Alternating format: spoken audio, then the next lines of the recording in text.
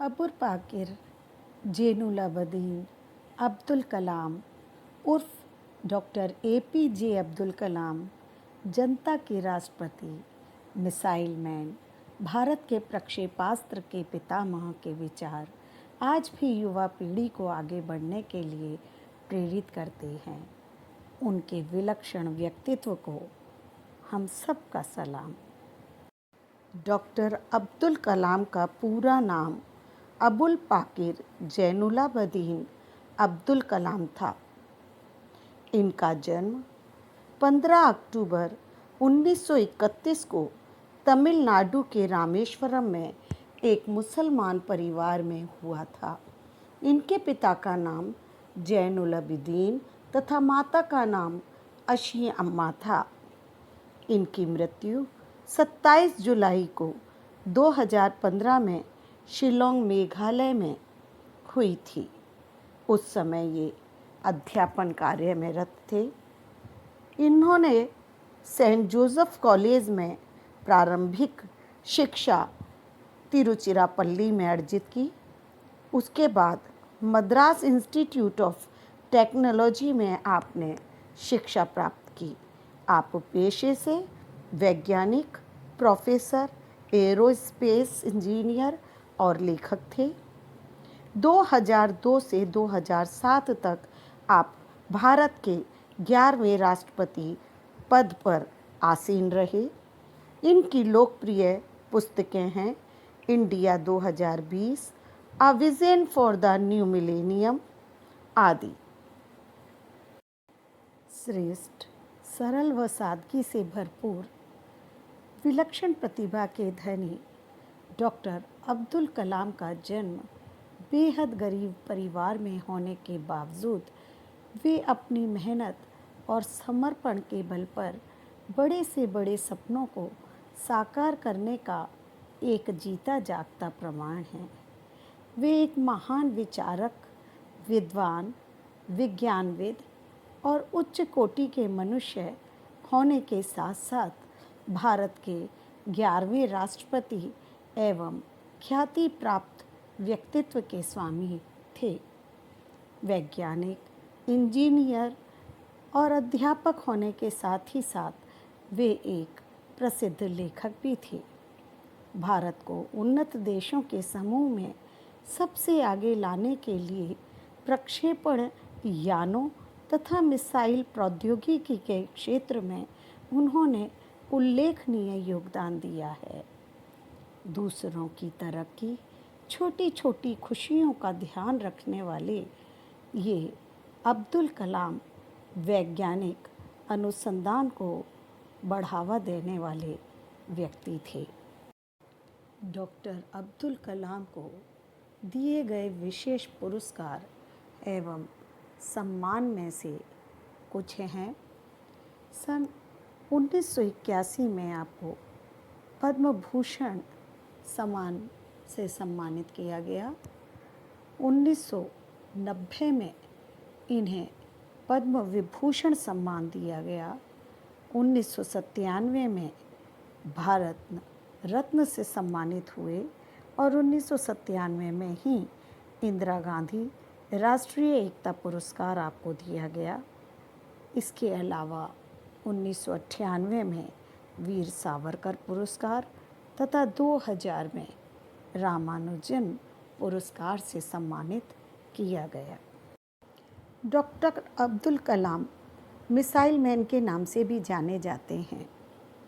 इनका व्यक्तित्व इतना श्रेष्ठ, सरल व सादगी से भरपूर था कि अपने देश तथा देशवासियों की तरक्की तथा छोटी छोटी खुशियों का भी ये भरपूर ध्यान रखते थे।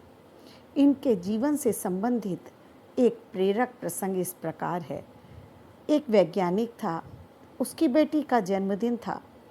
उसने उच्च अधिकारी अब्दुल कलाम से कहा कि आज मेरी बेटी का जन्मदिन है, आज उसे घुमाने बाहर ले जाना है। मैं अपने घर 10 बजे की जगह 5 बजे जाना चाहता हूँ। अब्दुल कलाम ने उसे स्वीकृति प्रदान दे दी, लेकिन वैज्ञानिक काम में इतना व्यस्त हो गया कि उसे समय का पता ही नहीं चला। उसकी व्यस्तता को देखकर अब्दुल कलाम ने उसके कार्य में दखल नहीं दिया, वो चुपचाप वहाँ से चले गए। आइए इस प्रसंग को एक वीडियो में देखते हैं। हम इसरो के बहुत ही महत्वपूर्ण प्रोजेक्ट पर काम कर रहे थे, तो एक दिन कलाम के चेंबर में एक वैज्ञानिक ने आकर उनसे अनुरोध किया कि क्या वह आज शाम 5 बजे काम खत्म करके घर जा सकता है, क्योंकि उसने अपने बच्चों को आज प्रदर्शनी ले जाने का वादा किया है। कलाम ने उसे अनुमति दे दी। वह वैज्ञानिक खुशी खुशी फिर काम पर लग गया। उसके बाद वह वैज्ञानिक काम में इतना लीन हो गया कि उसे अपने बच्चों से किए वादों का भी ख्याल नहीं रहा। उसे इस बात की सूझ तब लगी जब उसने अपनी घड़ी देखी, जिसमें 8:30 बज चुके थे। यह देखकर वह जल्दी जल्दी डॉक्टर कलाम के चैम्बर में पहुंचा, परंतु वे वहां नहीं थे, तो उसे बहुत निराशा हुई। उसे अपने बच्चों से किए वादे न पूरा करने का दुख था। वह उदास मन से अपने घर लौट आया। घर लौटकर उसने अपनी पत्नी से पूछा कि बच्चे कहाँ हैं। पत्नी ने जवाब देते हुए कहा कि तुम नहीं जानते, डॉक्टर अब्दुल कलाम घर आए थे और बच्चों को प्रदर्शनी दिखाने अपने साथ ले गए। दरअसल जब डॉक्टर कलाम ने देखा कि वह वैज्ञानिक मग्न होकर अपने काम में लगे हुए हैं, तो उन्होंने उसका ध्यान भटकाना उचित नहीं समझा। लेकिन जब किसी ने अपने बच्चों से वादा किया है तो वे उसे जरूर प्रदर्शनी दिखाने जाएंगे। इसीलिए कलाम ने बच्चों को घुमाने का काम स्वयं करने का फैसला किया और उन्हें प्रदर्शनी दिखाने ले गए। अपनी पत्नी की बातों को सुनकर उस वैज्ञानिक की आंखों से आंसू छलक पड़े। उसके दिल में अब्दुल कलाम के प्रति जो आदर, जो रिस्पेक्ट, जो सम्मान था, वो कई गुना बढ़ गया। उसने मन ही मन कलाम को धन्यवाद दिया। एक बार डॉक्टर अब्दुल कलाम को आईआईटी वाराणसी की सभा में मुख्य अतिथि के रूप में वाराणसी के बीएचयू में आमंत्रित किया गया। जब वे वहां पहुंचे तो उन्होंने देखा कि मंच पर 5 कुर्सियां लगी हुई थीं। उनमें से बीच वाली कुर्सी अब्दुल कलाम की थी, जो अन्य कुर्सियों से थोड़ी सी ऊंची थी। जब उन्हें यह पता चला कि ये कुर्सी उनके लिए लगाई गई है, तो उन्होंने उस कुर्सी पर बैठने से इनकार करते हुए कहा कि उस कुर्सी पर वे नहीं, संस्थान के कुलपति बैठे और वे अन्य साधारण सी 4 कुर्सियों की तरह ही अपनी कुर्सी मंगवाकर उस पर विराजमान हुए।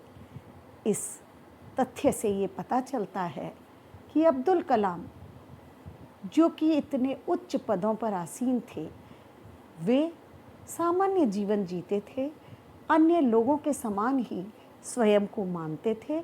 उनके जीवन में सादा जीवन, उच्च विचार बहुत महत्व रखता था और वो वास्तव में सादगी से जीते थे और उनके विचार उच्च थे। जब उन्हें वाराणसी में बीएचयू के दीक्षांत समारोह में बुलाया गया था, उन्होंने देखा कि स्टेज पर कई सारी कुर्सियां लगी हुई है, जिसमें बीच वाली कुर्सी बड़ी और उन सबसे ऊंची भी थी, जिस पर उन्हें बैठने को कहा गया।